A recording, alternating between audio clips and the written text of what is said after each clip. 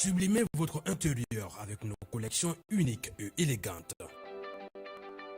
Chez Ibi Home, nous transformons vos espaces en véritable art de confort et de convivialité. Découvrez notre collection exceptionnelle de meubles pensés pour chaque moment de votre vie. Des tables à manger conviviales, idéales pour rassembler famille et amis au salon haut de gamme, alliant élégance et confort, sans oublier nos chambres à coucher de qualité avec matelas offerts pour un repos parfait.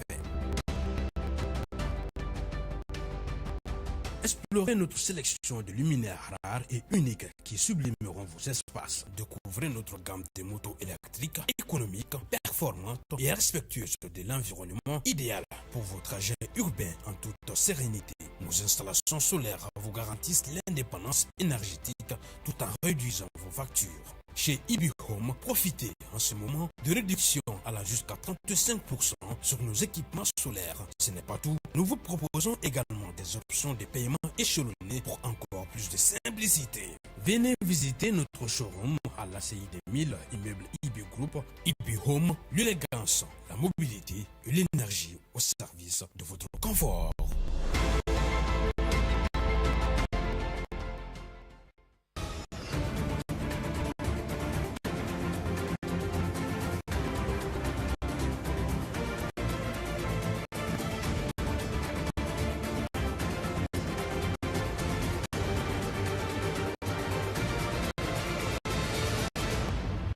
Septembre kalo tile 22 sanba 1960 Septembre kalo tile 22 sanba 2025 bi ye a san 65 ye Mali yɛrɛma hɔrɔnyara san 65 Mali kɛra a yɛrɛ ta ye hala ni Modibo Keita ale ni a jɛɲɔgɔnw olu ka wulikajɔ ani u ka cɛsiri bi 22 septembre ale la ɲɛnamayali la malidenw bɔra ka fara ɲɔgɔn kan ka kɛ jamakulu kelen kunkilenna kelen ani miirina kelen ye k'a yira k'a fɔ ko ni bɛɛ lajɛlen fara ɲɔgɔn kan ko Mali in k'ale kɔni bɛ jɔ Général d'armée Assimi Goïta ale ka yamaruya o kɔnɔna la. Bi kunnafoni bakuruba kelen de bɛ an bolo ka kɛɲɛ ni Mali ka 22 septembre ale fɛtiw o ɲɛnajɛw ye. Bamananw b'a fɔ k'i bɛ fɛn min ɲini diɲɛ don ko don ko n'i y'o sɔrɔ don min k'a bɛ kɛ i n'a fɔ i ka yɛrɛma hɔrɔnya sɔrɔ. Ɲinan ye a san kelen ye Advance TV ale ka laɲini kun ye ka se ka jaɲumanw jira aw la satellite ale ni télé sɔrɔ sira wɛrɛw olu sanfɛ. Bi an bɛ se k'a fɔ k'an ka o laɲini o sabatira barisa a bɛ k'an lajɛ ni waati in na Malivision ale sanfɛ ni numéro 262 ye o kɛra don ye don min fana bɛnna Mali ka yɛrɛma hɔrɔnya o sɔrɔli san 65 ma. O tuma la nisɔndiya ye ne ta ye ka o don kunnafoniyaw olu lase aw ma. A ye aw bisimila bi kunnafoniyaw olu kɛnɛ kan. I n'a fɔ an y'a fɔ aw ɲɛna cogoya min na kunnafoni daminɛ la Mali ale yɛrɛma hɔrɔnyara an bɛ o san yɛlɛma seli o de la bi don min yɛrɛ fana bɛ fara ɲɔgɔn kan ale ni fasoden ɲumanya o ko fɔ i n'a fɔ ladala ko sɔgɔmada in na fɛn min kɔni ye défilé militaire belebele o kɛra place de l'indépendance ale sanfɛ défilé min yɛrɛ senfɛ malidenw olu dara kokura u ka armée la an ka kunnafoni ɲininaw Isa Sise ale ni Mamadu Jalo olu tun bɛ kɛnɛ kan u sera k'an sama fɛn minnu na an ka ɲɛmadaw la. Nɛgɛ kaɲɛ 9 wagatiw président de la transition général d'armée Assimi Goïta a sera ni ɲaganajɛba in kɛnɛ kan n'o bɛ tali kɛ an ka jamana san 65 yɛrɛma hɔrɔnya seliw la. Okumu kɔnɔ an ka jamana premier ministre Abdoulaye Maïga fo ka taa se Maliki Jaw, Sadio Kamara ani Ismaël Wage fo ka taa se an ka gouvernement maa ɲɛmaw ma ani jamana wɛrɛ lasigiden minnu bɛ an ka jamana kɔnɔ olu bɛɛ kun bɛ nin kɛnɛ kofɔlen in kan fɛn min ye ka Mali dɛmɛ a ka ni yɛrɛma hɔrɔnya seliw la. Baaraw nun donna ni jɔnjɔndi ye ka ɲɛsin maa dɔw ma minnu jɔyɔrɔ bonyara faso baara la. Président de la transition Assimi Goïta a ye médaille da olu disi la min bɛ tali kɛ jamana ale ka waleɲumandɔn na. O baaraw tɛmɛlen kɔ ka bɔ yen fanfare de la garde nationale ale ye kɛnɛ sɔrɔ. Ale ye fɔli kɛ fɛn min ye ka défilé baaraw ni k'olu nun don.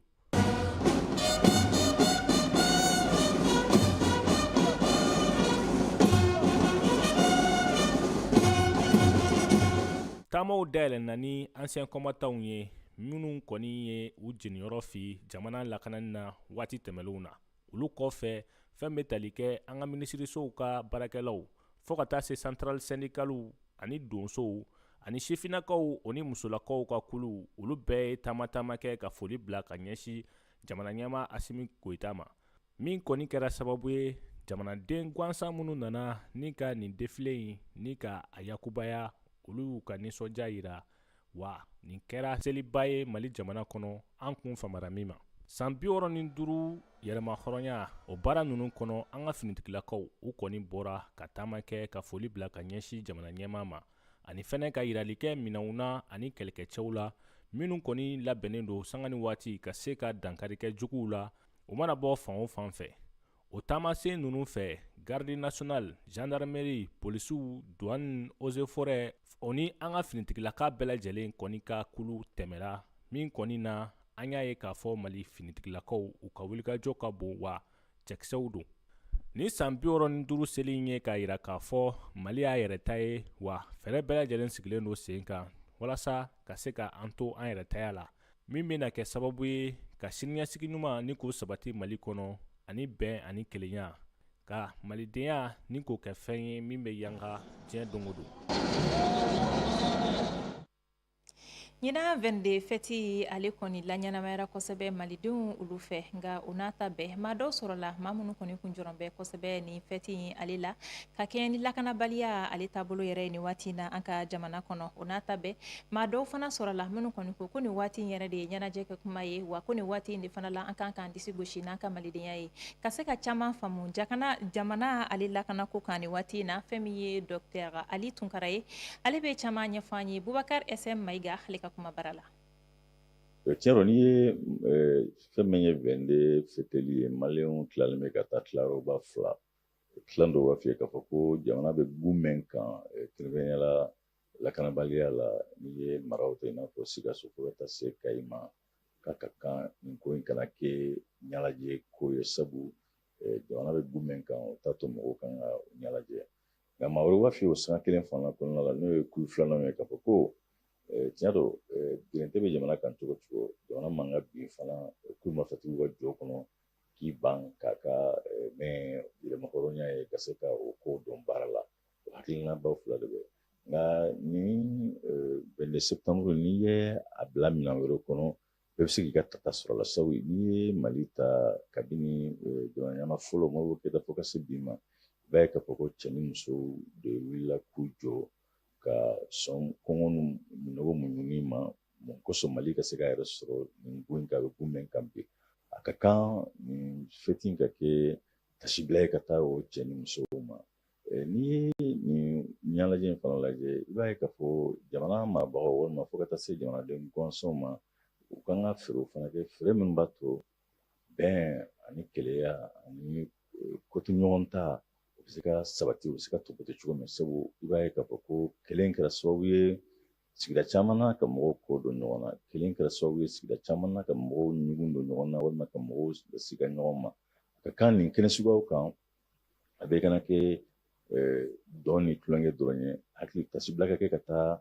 baaraw ma baara min b'a to ni sigi bɛ se ka diya maaw ni ɲɔgɔn cɛ sabu ninnu ye waati kɛrɛnkɛrɛnnenw de ye jamana yɛrɛ ka ɲɛnamaya kɔnɔna la waati min ni a tɛna kuma bɛɛ n'o nana a ka kan a bɛɛ kana kɛ tulonkɛ ni yɛlɛ dɔrɔn ye fɛn min bɛ ni hadamadenya tɛ se ka taa olu kɔ ani gɛrɛntɛ min bɛ jamana kan bi o gɛrɛntɛ ninnu olu ka kɛ kumasenw ye maaw ni ɲɔgɔn cɛ a kɛra duguba kɔnɔnaw ye fo ka taa se togodaw ma n'a kɛra o cogoya la a caman na bɛɛ n'a yɛrɛ sɔrɔ nin wulikajɔ ninnu kɔnɔna la. Ale bi 22 ale kun kan an ka kunnafoni ɲinina Zayide Zuboyi ale wulila ka jigin dugu kɔnɔ ka se k'a ka kuma bara sɛmɛ fasoden dɔw la ka se ka u hakilina dɔn ɲina 22 septembre n'o yɛrɛ ye san 65 sɔrɔli ye fɛn jumɛnw de kɛra ni san 65 in kɔnɔ n'u ɲana fɛn jumɛnw de ma ɲa yɛlɛma kan ka don fɛn jumɛnw de la halisa ale sera ka fɛn minnu sɔrɔ fasodenw da an ka ɲɛmadaw fana la. Nde kɛra minnu ɲɛna ni olu lawuli bi kana Mali yiriw la ka Bamako yiriw la i yɛrɛ b'a dɔn caman kɛra mais peut-être mun kan ka kɛ o bɛɛ ma kɛ o fana ye tiɲɛ dɔ ye puisque n'i ye Modibo Keyita ye Mali ta cogo min na an y'a kalan histoire kɔnɔna la usine minnu tun bɛ yen baara minnu tun dayɛlɛ puis Mali yɛrɛ tun bɛ taga dɛmɛ di jamana wɛrɛw ma cogo min na n'i y'o jateminɛ ka na ye olu jamanaw lajɛ bi ka anw lajɛ bi i b'a dɔn ko wagati dɔ kɛra ko kow jɔra tɔgɔjɛ bɛ yɔrɔ caman na politiquement développement na santé siraw kan kalanko siraw kan fɛn caman bɛ yen nɔ olu sera ka kɛ mais fɛn baden de bɛ yen nɔ halisa an kan ka se ka baara k'olu kan jamana yɛrɛ bɛ yɔrɔ min na bɛɛ b'a dɔn k'an bɛ kɛlɛ de kɔnɔ nin y'a san damadɔ ye bi kɛlɛ in ɲɛmɛ jamana yɛrɛ bɛ basigi a bɛ se ka baara kɛ a ka ɲɛtaga la o ye jamana yɛrɛ sécurité b'a a kɔnɔna na n'o ye lakana ye donc an bɛ a ɲini hali bi an ka jamana ɲɛmɔgɔw fɛ u k'u fasa fili lakana ko la lakana ka se ka lasegin jamanadenw ma. Vende in kuranɛkolo tɛ foyi tɛ an yɛrɛ ka fɛn kelen de don ni degun b'an da la an k'o ɲɛɲini fɔlɔ yanni an ka fɔ k'an bɛ taa vende n'i y'a dépenses yɛrɛ jateminɛ u bɛ fɛn dɔ ɲɛ ka sɔrɔ min tɛ fɛti ye quoi. Problème ye insécurité ye mais insécurité ye conséquence de ye conséquence jumɛn don kalanko développement ani sariya ne kɔni bolo ni an bɛ fɛ ka fɛn ninnu solutionner c'est vrai an tɛ se k'a fɔ k'an tɛ kɛlɛ kɛ kɛlɛ bɛ kɛ mais faut toujours an ka hakili to dugumala fana dilanni na puisque ni i ɲɛsin conséquence ma ka cause to yen fɛn ma i ma bɛrɛ kɛ. donc ne bolo an ka yɛrɛma hɔrɔnya kalan ta fan fɛ o kan ka lawaleya kosɛbɛ nin 22 kan ka kɛ k'an sinsin o kan kosɛbɛ parce que jamana bɛɛ basigilen b'a ka mara de kɔnɔna na o ye filanan ye sabanan o ye an ka yɛrɛma hɔrɔnya sɔrɔ kuranko ta fan fɛ. Sɔrɔdasi dɔrɔn kungo tɛ dɛ an bɛɛ de kungo don an b'an tɛgɛ de di ɲɔgɔn ma ka kɛlɛ in kɛ an b'an tɛgɛ di ɲɔgɔn ma cogo di n'i ye jugu ye i k'a yira n'an ma jɛ ka kɛlɛ in kɛ n'an k'an b'a to mɔgɔ kelen ma ni mɔgɔ kelen tɛ se k'a ta a donni bɛ bin an bɛɛ kan.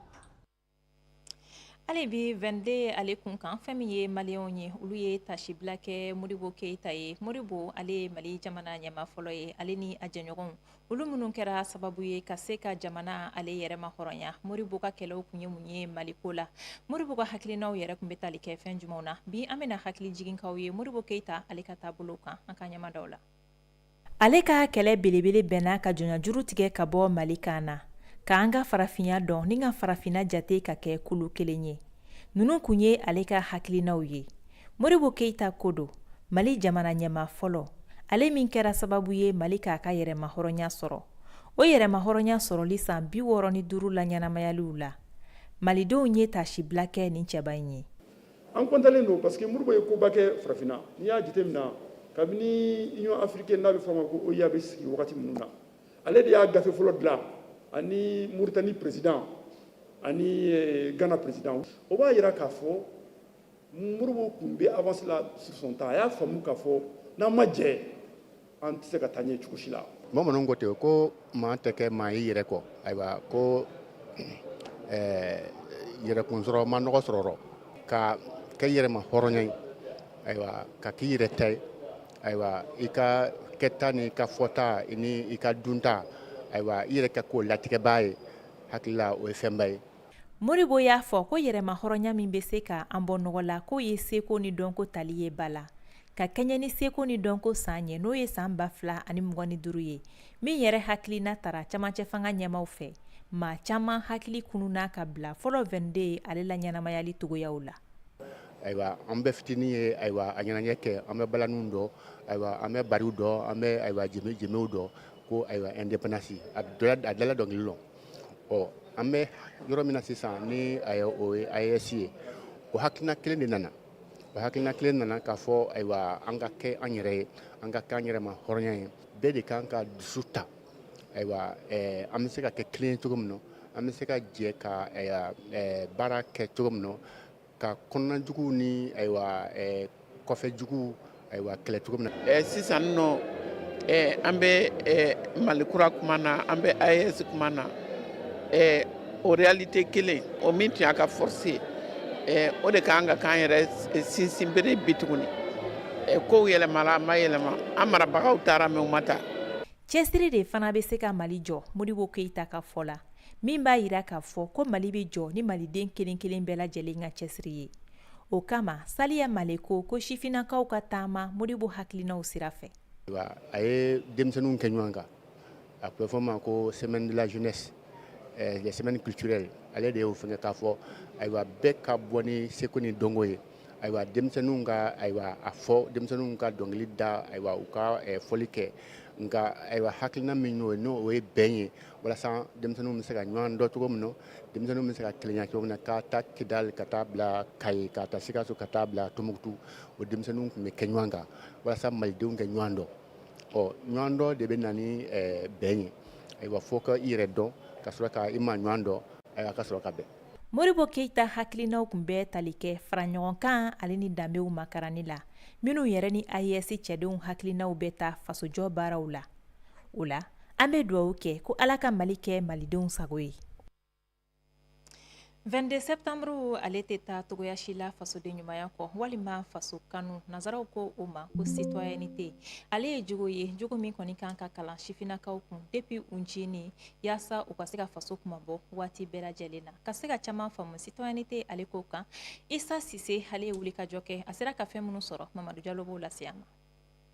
Ka kɛ fasoden ye o ye hakɛ ye nka i kan k'i ka kɛtaw fɛnɛ kɛ fasojɔ baaraw la ka daminɛ Bamako fo ka taa se an ka jamana kɔnɔnaw ma maa caman olu hakilina di fasoden ɲumanya yɛrɛ kan. Fasoden ɲumanya yɛrɛ bɛ daminɛ du kɔnɔ fɔlɔ a bɛ i ka du fɛ par exemple sisan e y'i ka so ni ne ka so turu ni ɲɔgɔn ne ka jinɔgɔ bɛ bɔ ne fɛ yen ka taa i ka da la e ko k'e ye fasoden ɲumanya e tɛ fasoden ɲumanya i b'i ka dala de jɛ fɔlɔ ka kare kɔnɔna jɛ ka kin jɛ ka sɔrɔ ka jamana jɛ bon o de y'anw jɛ Mali kɔnɔ. fasoden ɲumanya an bɛ yɔrɔ min na ko bi a ka dɔgɔ an ka jamana kɔnɔ jamana kanu bɛ don denmisɛnnin na depuis a sininama o de kan ka don an ka mara kɔnɔna na ka jamana kanu don an denw na pour que sini ma sinikɛnɛ ma olu de ka se ka kɛ jamana in tabaga ye jamana in baarakɛbaga pour que an ka jamana ka se ka yiriwa. I n'a fɔ Usumani Ture n'ale ye faraɲɔgɔnkakulu dɔ ɲɛmɔgɔ ye olu bɛ ɲɔgɔndan labɛn fasodenw ni ɲɔgɔn cɛ minnu ka cɛsiri bonyara walasa ka se ka maaw la ɲagari fasojɔ baara la. Fasoden ɲumanya ye fɛn min ye an b'a fɔ a bɛ komi fɛn min e n'i ka sigida cɛ parce que n'i ɲɛna i ye donibu i faso kun ni i tiɲɛna i kɛra doni ye i faso ma. An y'a ye État ka san yɛlɛma o san yɛlɛma a bɛ médaille di mɔgɔw ma en guise de récompense k'u ye baara ɲuman kɛ faso ye. Bon an ko n'u bɛ faso baara la o de ko État bɛ k'u récompenser souvent i b'a sɔrɔ mais dɔw bɛ duguma olu tɛ ka ye o. Donc à travers les leaders jeunes de différents horizons an y'an fara fara ɲɔgɔn kan ka hakilina ta est-ce que on peut pas jouer le rôle de la société civile ka dɔw encourager. Ka fara Usumani Ture kan maa caman ye hakilinaw ta walasa k'u jeniyɔrɔ fi jamanajɔ la. O dɔ ye Aliu Badara Keyita ye n'ale ye challenge citoyen 22 septembre labɛnbaga ye min hukumu kɔnɔ an ka yɛrɛmahɔrɔnya seli u bɛ baaraw boloda walasa jamanaden bɛɛ k'a dɔn k'a fɔ bi malidenw u kan hɔrɔnyara. Bon challenge citoyen projet dɔ y'a sigi a san 5 de filɛ nin ye y'an ɲɛ b'a la an faso bɛ gɛlɛya kɔnɔ an fɛnɛ ko an fɛnɛ tɛ se ka sigi ka faso lajɛ gɛlɛya kɔnɔ n ko an fɛnɛ ka projet dɔ sigi sen kan min fɛnɛ bɛ se ka faso jukɔrɔma tintin donc challenge citoyen wulila n'o hakilina de ye k'a lajɛ fɛnɛ a bɛ se ka bɛn ni kelenya sabati Mali kɔnɔ cogoya min na a bɛ se ka kɛ fɛnɛ fasoden ɲuman bɛ se ka sabati Mali kɔnɔ cogoya min na. I n'a fɔ bamananw b'a fɔ cogo min na fasojɔ baara o ye don o don baara ye wa a ka kan fasoden bɛɛ lajɛlen k'i cɛsiri walasa k'i jeniyɔrɔ fi jamana ɲɛtaa sabatili la. fasoden ɲumanya dɔ fana ye ka kɛ Mali fɛ i dusukolo ale ni i kɛwale la k'a faamu k'a fɔ ko Mali ye an bɛɛ lajɛlen ta ye an ka jɛ ka fara ɲɔgɔn kan ka bɛn kelen na yaasa bɛn ni kelenya o na sabati Mali kɔnɔ ani an na se toga min na ka Mali ɲuman bila sini denmisɛnw ɲɛ ni ne bɛ dan sigi bi kunnafoniyaw la aw ni ce aw ka danaya la k'aw ladɔnniya k'a fɔ ko sisan aw bɛ se ka Advance TV ale sɔrɔ Mali Vision sanfɛ ni numéro 262 ye o tuma la a ye to anw filɛli la wasabaw ye jabarani ko la Ala ka Mali lakana.